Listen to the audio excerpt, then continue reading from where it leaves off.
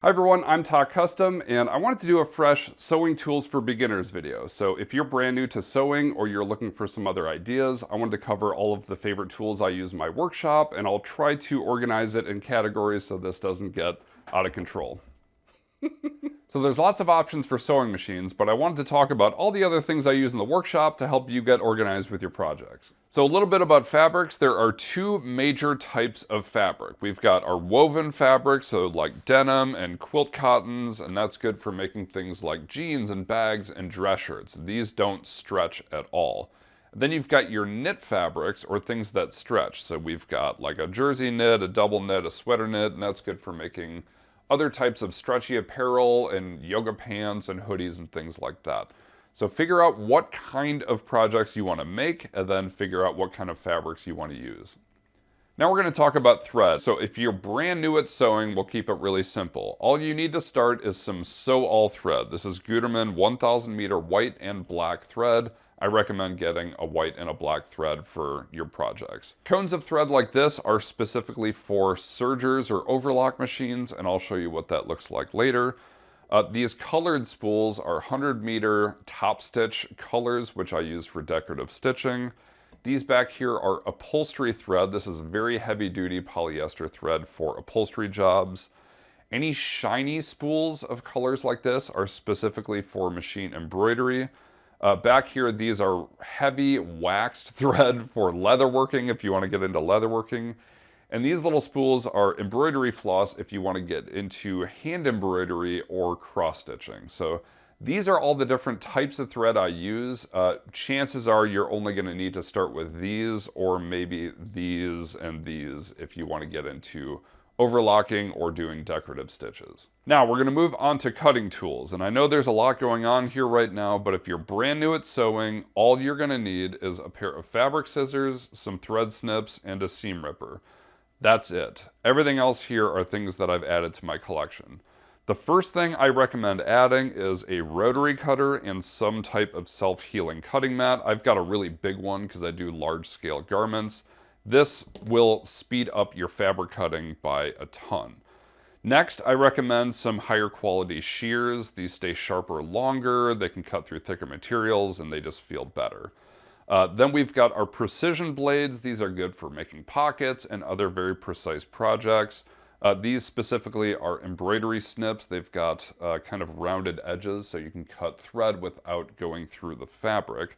Then I recommend upgrading to a nice pair of curved edge thread trimmers here. This lets you get all the way up to the fabric to get a nice close clip on your threads. It's always a good idea to have a razor or a utility blade. I've got an extra X-Acto knife here, which is great. These are heavy duty shears for leather and canvas and things like that.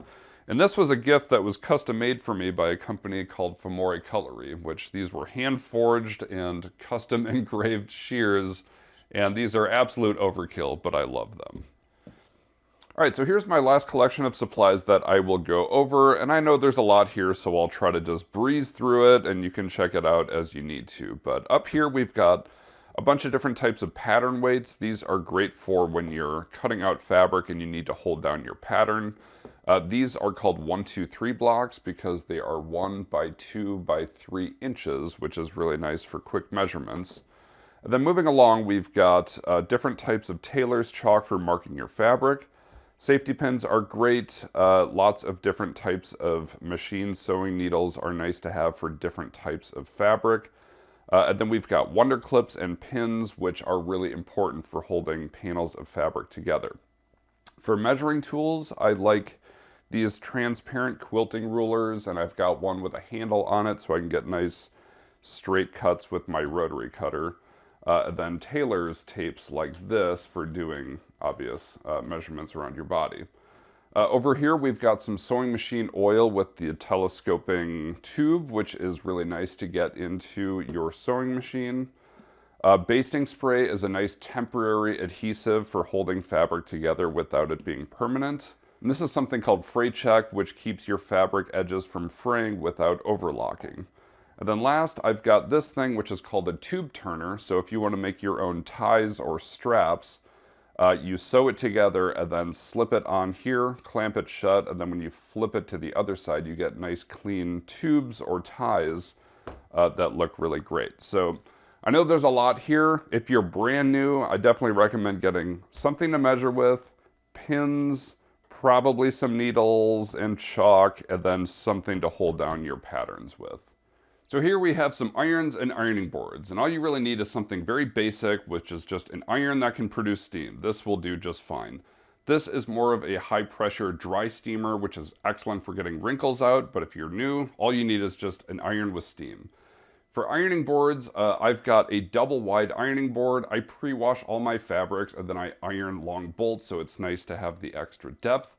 Otherwise, if you're doing small stuff, it's nice to have just a tabletop ironing board like this, or even a small ironing mat that you can put right on your workspace. All right, everyone, so that is a majority of the things that I use in the sewing workshop. Obviously, I'll introduce more things as we do different types of projects, but I hope that helps you get started supplying your workspace with what you need for your projects. I'll have lots of links for these supplies in the description, so if you want to check them out, it does support me and this channel. If you have any questions, please let me know in the comments. Otherwise, thank you so much for watching, and we will see you in our next video.